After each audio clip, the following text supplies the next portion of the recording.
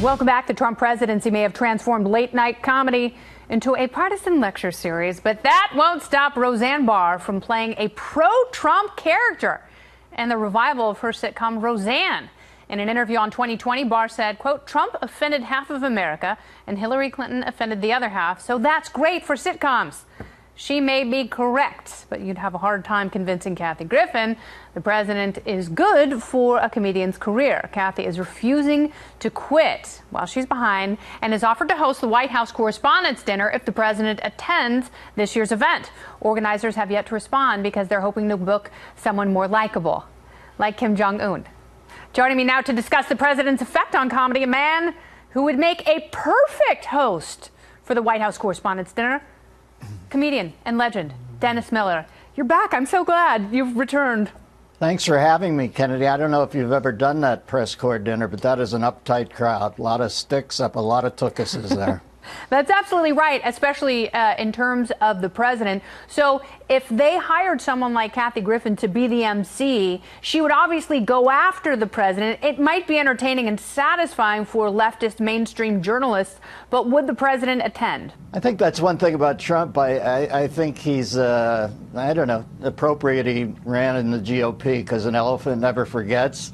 And I think he knows she's scrambling right now, and I don't think he's going to be her Stargate back into, back into the cool kid group. I think what happened with Kathy Griffin is she made a bad tactical error. Yeah. I hung out with her one day at the Aspen Comedy Festival. She's cool. She's got great chops.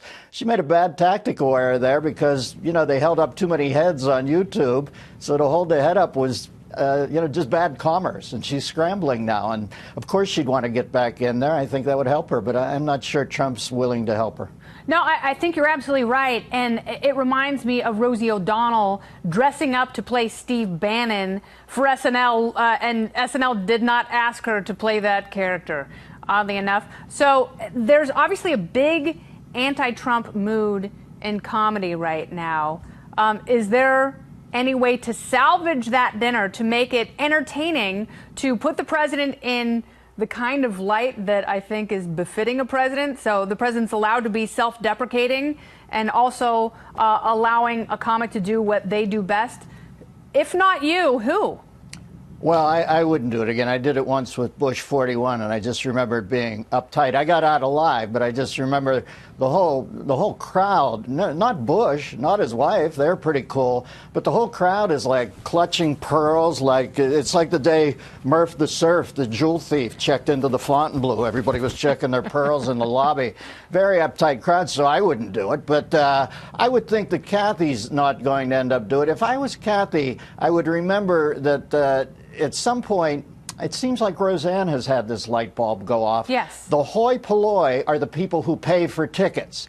The other people, the people she pleased with the beheading shot, are people who always want comps. You got to play to the people who are willing to put cash on the barrelhead. And I think that's where Rosie's at right now. By the way, she looks great. Does she not look beautiful in all this press she's doing? No, I think it's fantastic, and I think it's a really smart move on her part because it's very authentic that her character would be a Trump supporter. And that's what she's doing. She's honoring the character. And I think the most shocking thing you can do in comedy right now is support the president. So, it speaks to her ultimate aim. And also, I think it's really funny how much she hates Hillary. Yeah. Well, listen, I think Rosie started out, if you remember, when was she first on your radar, when she said that she was a domestic goddess. And I think if you go back to the last election and see who Trump did well with on the female side, it wasn't young women out there, making their way in the world. It was women who stayed at home, I think, voted for Trump, and mothers and family women. So it's I don't even think it's smart. I think Roseanne's just authentic. And I think the reason that Roseanne has problems with Hillary and not with Trump, because say this about Trump, and there are times I can't believe you just said that, yeah. But I do believe that his outer voice is an accurate depiction of his inner voice. Conversely, I don't think Hillary's inner voice and outer voice have ever even had a cup of coffee together. So there's some authenticity about Trump that I think Roseanne's aware of. Yeah, I think you're absolutely right, and it'll be interesting to see how much success that brings her. I think it's refreshing. I think it's very boring when comics hit the same note over and over and over again. Comedy is supposed to push boundaries. No one knows that more than you. Dennis, thanks so much for coming back. I appreciate it.